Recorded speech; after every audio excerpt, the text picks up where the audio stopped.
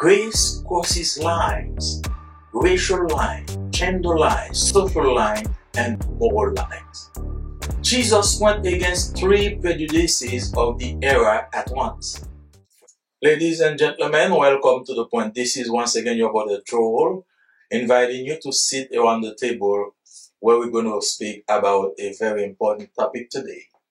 Leave your jar, go with the water. And we're going to consider John chapter 4, verse 1 to 42, but the two verses found in 28 and 29 are the main ones. And we read, "So the woman left her water pot and went into the city and said to the people, 'Come, see a man who told me all the things that I have done. This is not the Christ, is it?'" John 4, 28, 29. The grace of Jesus redefines identity and releases transformation. In our moments of need and brokenness, Jesus meets us not to condemn, but to call us into new life, new identity, and a purpose that overflows into the lives of others. The actual and historical meeting of Jesus with the Samaritan woman happened 2,000 years ago. But it seems that this meeting is replicating itself today in the lives of millions of people around the world. Jesus did not meet the woman in the temple, but at a well in the city of Sychar in Samaria. Sychar means falsehood, deceit. Grace crosses boundaries, gender, race, and morality. Jesus meets us in the middle of our falsehood and deceit, not after we have cleaned them up. The story begins by stating that physically tired from his journey, Jesus sits by the well at noon. A Samaritan woman comes to draw water alone at the hottest part of the day, which tells us that something is off. Most women of Sychar came together in the cool of the morning to draw water. This woman likely carried a reputation, a past that made her avoid the crowd. And yet, Jesus speaks first. "Will you give me something to drink?" You see, Jesus went against three prejudices of the era at once. First, this woman was a Samaritan. Jews did not associate with Samaritans. Second, she was a woman. Men did not typically speak to women in public. And third, she was a sinner. Most religious leaders wouldn't have bothered with her. But Jesus is not limited by social boundaries. Grace never is. He doesn't wait for people to come to him in temples. He meets them by wells. Note that the name of the woman is never mentioned. When it comes to your eternal salvation, your name is not important to the Lord, but your condition surely is. Whether you are good or bad, rich or poor, it doesn't matter to Christ. If you are a sinner, as this woman was, come to him just as you are, and he will fill your life with joy and happiness and hope. He will meet you where you are, not where you pretend to be. He knows your weariness, your wounds, your worries, and his grace always speaks first. When the woman questions why Jesus is speaking to her, Jesus flips the script. If you knew who it is that asked you for a drink, you would have asked him yourself, and he would have given you living water. Jesus begins to uncover her spiritual thirst. She came for natural water, but Jesus offers something deeper. Then comes the moment of exposure. "Go, call your husband." "I have no husband," replied the woman. You have had 5, and the one you have now is not even yours." Jesus isn't being rude or insensitive. He's just revealing that he sees her, all of her. If it was me, I would have turned away just not to be seen in such company. But Jesus did not turn away. That is grace. Grace begins to reshape how this woman sees herself. She's no longer just that woman with a past. She's someone known, valued, and invited into a relationship with the Messiah. Grace doesn't just forgive you, it redefines you. You are not your history. You are not your reputation. You are who Jesus said you are. Loved, seen, known, and called. The woman, stunned and awakened, leaves a water jar behind. Did you catch that? The very jar she bought, a symbol of daily survival, the reason she came to the well, is no longer a priority. She's found a different source. She runs back to her town and says, "Come, see a man who told me everything I ever did. Could this be the Messiah?" The one who hid from people became now a messenger to the same people. The one who came empty left overflowing. The one who was defined by shame now speaks with boldness. And what happened after? John 4 verse 41 and 42 said that many Samaritans believed because of her testimony. And many more believed when they met Jesus themselves. Transformation is not just about personal change. It's about becoming a channel for others to encounter Christ. This woman left her jar by the well and went to the town with the water of life. When grace touches your life, it spills over. You don't have to be perfect to be a powerful messenger. You just have to be willing. Matthew chapter 5 verse 14 and 16 and John chapter 8 verse 12 emphasize that believers are called to shine their light, reflecting God's love and truth in the world, much like a city on a hill cannot be hidden. This means living a life that is a positive example, demonstrating good works and allowing God's light to be seen through your actions and your character. This woman with a deceitful past became a powerful evangelist the very first day she met with Jesus. This is the miraculous power of grace. Grace meets you where you are, changes your identity, and transforms you into a useful tool for your community, your family, your country, and your neighbors. You are not too lost for Jesus to restore you.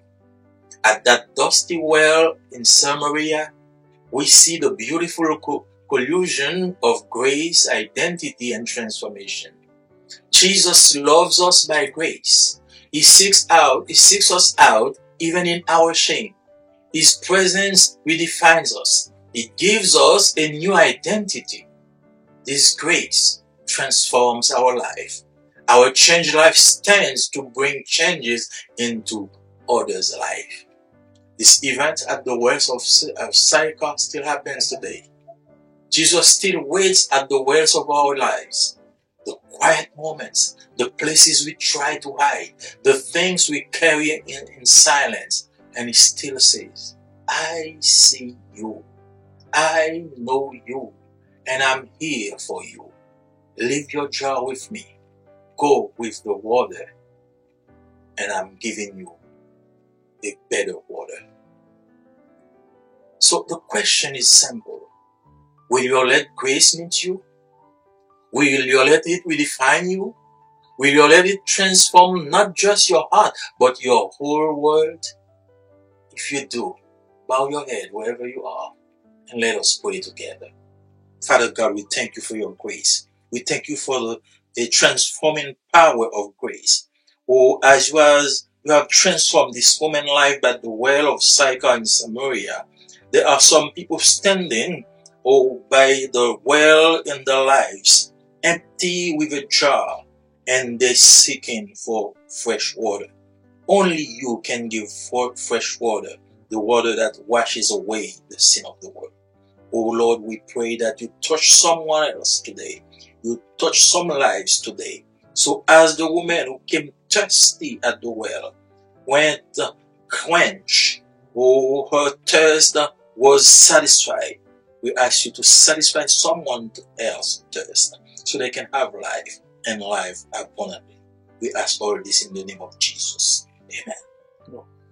Chers amis dans le Seigneur, que la paix et la grâce de Dieu soient avec vous. C'est votre frère Joël Marseille, vous souhaitant la bienvenue sur votre programme Le Point. Le sujet que nous allons traiter aujourd'hui, c'est l'estompeau va avec l'eau. Les accroches va avec l'eau. Et nous considérons Jean chapitre 4, les versets 1 à 42. Cependant, nous allons nous concentrer sur les versets 28 et 29 et nous lisons. Alors, la femme, ayant laissé sa cruche, s'en alla dans la ville et dit aux gens, « Venez voir un homme qui m'a dit tout ce que j'ai fait. Ne serait-ce pas le Christ ?» Jean chapitre 4, 28, 29. La grâce de Jésus redéfinit l'identité et produit une sorte de transformation. Dans nos moments de besoin et de fragilité, Jésus nous rencontre là où nous sommes. Non pour nous condamner, mais pour nous appeler à une vie une nouvelle identité, et nous confier une mission qui va bénir les autres. La rencontre de Jésus avec la femme samaritaine a eu lieu il y a 2000 ans de cela. Mais il semble que cet événement se reproduit encore aujourd'hui dans la vie de millions de personnes à travers le monde. Jésus n'a pas rencontré la femme au temple, mais à un puits dans la ville de Sychar, en Samarie. Sychar signifie mensonge, tromperie. La grâce transcende les frontières, le genre, la race et la moralité.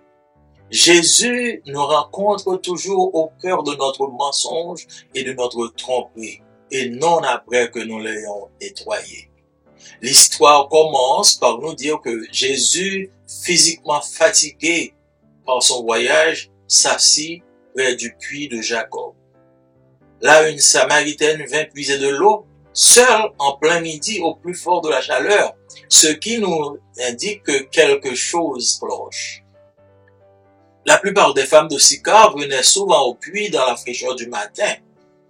Cette femme avait probablement une réputation, un passé qui l'empêchait de fréquenter la foule. Jésus parla le premier. « Veux-tu me donner à boire ?» Voyez-vous, la grâce fait toujours le premier pas. La grâce transcende les frontières, frontières raciales, frontières sexuelles, frontières sociales et morales.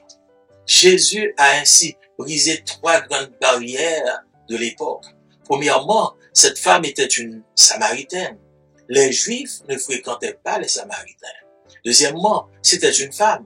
Les hommes ne parlaient généralement pas aux femmes en public. Et troisièmement, c'était une pécheresse. La plupart des chefs religieux ne s'en seraient pas donné la peine. Mais Jésus n'est pas limité par les barrières sociales. La grâce ne l'est jamais. Jésus n'attend pas que les gens viennent à lui dans des temples. Il les rencontre près des puits. Notez que le nom de la femme n'est pas mentionné. En pareille circonstance, votre nom n'est pas important pour le Seigneur, mais c'est votre condition qui compte pour lui. Que vous soyez bon ou mauvais, riche ou pauvre, peu importe pour Christ. Si vous êtes pécheur, comme cette femme, venez à lui tel que vous êtes, et il vous remplira de joie, de vie, de bonheur et d'espoir. Il vous rencontrera là où vous êtes et non là où vous prétendez être. Il connaît votre fatigue, vos blessures, vos inquiétudes et vos soucis. Et sa grâce parle toujours en premier. Lorsque la femme demande pourquoi Jésus lui parle, ce dernier renverse la situation. Si tu savais qui est celui qui te demande à boire, tu le lui aurais demandé toi-même et il t'aurait donné de l'eau vive. Jésus commence à découvrir sa soif spirituelle. Elle est venue pour de l'eau naturelle, mais lui, il lui offre quelque chose de plus profond. Alors vient le moment de la révélation. Va, appelle ton mari. Oh, je n'ai pas de mari, répondit la femme. Tu en as eu 5, et celui que tu as maintenant n'est pas ton mari. Jésus n'a pas voulu insulter la femme.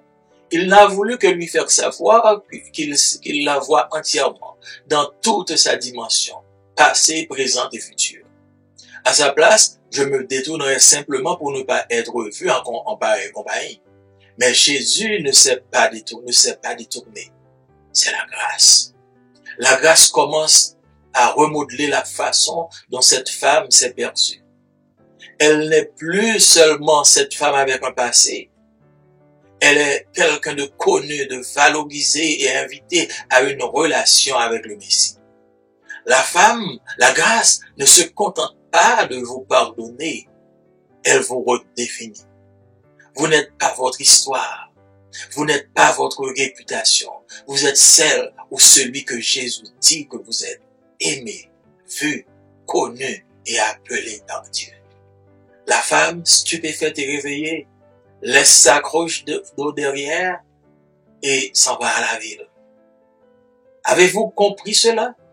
La cruche même qu'elle avait apportée, son symbole de survie quotidienne, la raison pour laquelle elle était venue au puits, n'est plus sa priorité. Elle a trouvé une autre source. Elle retourne en courant dans la ville et dit, « Venez voir un homme qui m'a dit tout ce que j'ai fait. Ne serait-ce point le Christ? » Celui qui se dissimulait pour ne pas être vu par les autres devint une messagère. Celle qui était venue les mains vides repartit pleine d'espoir. Celle qui était marquée par la honte parla maintenant avec audace. Et que se passa-t-il ensuite? Jean chapitre 4, verset 41-42 nous dit que de nombreux Samaritains ont cru grâce à son témoignage et beaucoup d'autres ont cru en rencontrant Jésus eux-mêmes. La transformation ne se limite pas juste à un changement personnel.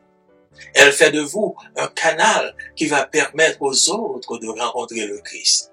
Cette femme laissa sa couche au bord du puits et alla au village avec l'eau de vie. Lorsque la grâce touche votre vie, elle déborde. Nul n'a besoin d'être parfait pour être un bon messager. Il suffit d'être disposé. Matthieu chapitre 5, verset 14-15, Jean chapitre 8, verset 12, souligne que les croyants sont appelés à faire briller leur lumière, reflétant l'amour et la vérité de Dieu dans le monde, tout comme une ville sur une colline ne peut être cachée. Cela signifie vivre une vie exemplaire, manifester de bonnes œuvres et permettre à la lumière de Dieu de transparaître à travers vos actions et votre caractère. Cette femme, avec un passé de tromperie, devint une puissante évangéliste dès le premier jour où elle a rencontré Jésus.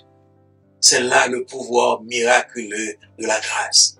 La grâce vous rejoint là où vous êtes, transforme votre identité et vous transforme en un outil utile pour votre communauté, votre famille, votre pays et vos voisins.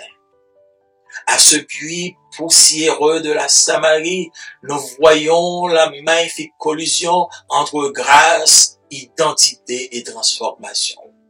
Jésus nous aime par grâce. Il nous accompagne, même dans notre honte. Sa présence nous redéfinit. Il nous donne une nouvelle identité. Cette grâce transforme notre vie. Notre vie transformée est susceptible d'apporter des changements dans la vie des autres. Cet événement au puits de Sychar se produit encore aujourd'hui. Jésus attend toujours au puits de nos vies les moments de calme, les endroits que nous ayons de cacher, les secrets que nous gardons en silence. Et il dit toujours, je te vois, je te connais et je suis là pour toi. Laisse ta cruche avec moi et va avec l'eau que je te donne. La question est donc simple. Laisserez-vous la grâce vous rencontrer? La laisserez-vous vous redéfinir? La laisserez-vous transformer non seulement votre cœur, mais encore votre monde tout entier? Si oui, coupez vos fronts là où vous êtes. Nous allons prier ensemble. Dieu de toute éternité et de toute grâce, merci pour la grâce. Merci pour le salut. Merci, Seigneur, pour cette collision de la grâce de l'identité et de la transformation. Oh oui, au bord de ce puits, la grâce a transformé la vie de cette femme. Et aujourd'hui, nous savons que cette grâce est encore puissante pour transformer la vie, pour changer l'identité de certains qui sont encore dans le péché, qui pataugent encore dans la boue poussiéreuse, dans la poussière du péché. Transforme-les, Seigneur. Donne-leur de l'eau, l'eau qui donne la vie. Oui, ils ont soif. Ils ont soif de l'eau. Et ils cherchent partout à se désaltérer. Mais seulement toi peux produire la vie. Seulement toi peux donner de l'eau qui peut calmer toute soif. Sois avec chacun d'eux, bénis-les, sauve-les. Au nom de Jésus, nous te prions. Amen. Amis, moi dans le Seigneur, que la paix soit avec vous. C'est amis, mon frère Joël Marseille qui souhaite bienvenue sur le programme. Je dis à nous un très bel sujet pour vous, que nous tirons dans Jean chapitre 4 et verset 1 à 42. Mais cependant, on a lu 2 versets là-dedans seulement, c'est verset 28 à 29. Titre et méditation, c'est qui t'écrit choix, aller avec gloire. Qui t'écrit choix, aller avec gloire.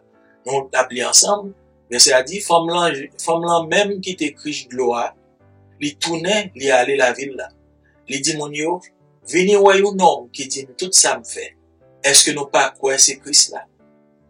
La grâce de Jésus li redéfinit identité et li libérer transformation dans nous-mêmes.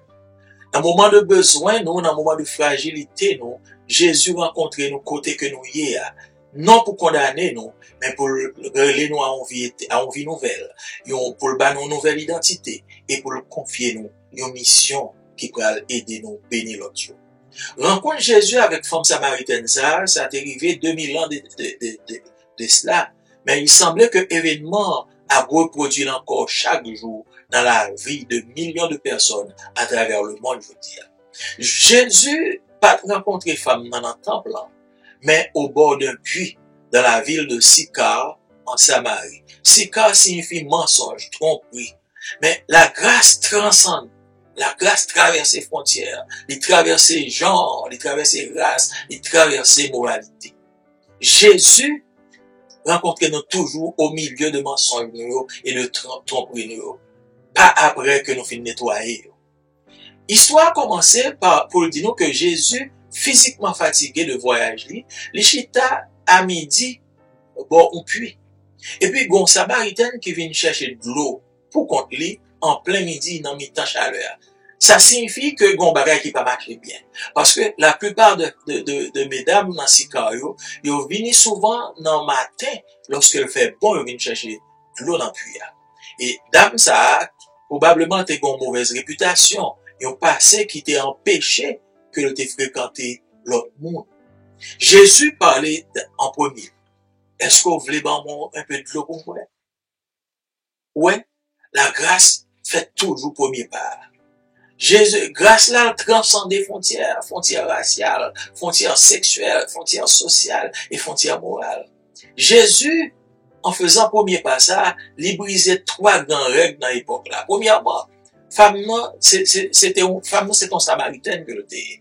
Juif, il n'y a pas aucun rapport avec Samaritain. Deuxièmement, c'était une fille que le t'ayait. Garçon juif, pas de jamais parler en général avec mesdames en public. Et troisièmement, c'est ton pécheresse que le t'ayait. La plupart de chefs religieux, ils pas même voyager garder le même côté le t'ayait. Mais Jésus, il n'est pas limité par barrière sociale. La grâce pas jamais limite. Jésus, pas tant que mon vienne joindre dans mi-temps l'église dans le temple, mais rencontrer au côté où il y a, près de puits. Remarquez que non fiant pas important, pas mentionné. Dans pareille circonstance ça, non pas important pour bon Dieu. Mais condition, c'est lui-même qui compte. Qu'au bon ou mauvais, qu'au riche ou pauvre, ça va regarder Christ. Sous ses pécheurs, même la fille ça, veni, konya, Jean et la rempli vie avec la joie, avec bonheur et avec espoir. La rencontrer au côté et non côté qu'on prétend qu'on parce que nous connaissons parfois on masque à cachot. Il connaît fatigue, il connaît blessure, il connaît inquiétude. Et grâce là, il toujours parlé en premier. Lorsque madame n'a demandé pour qui ça Jésus a parlé, c'est à renverser situation. Il dit, sous te connais, qui monde qui m'a donné pour bal de l'eau, ou même on t'a demandé, et puis il t'a pas de l'eau de la vie. Jésus commençait à découvrir soif spirituelle, madame. Madame n'a venu pour chercher de l'eau naturelle, mais Jésus offrit lui un bagage qui est plus profond.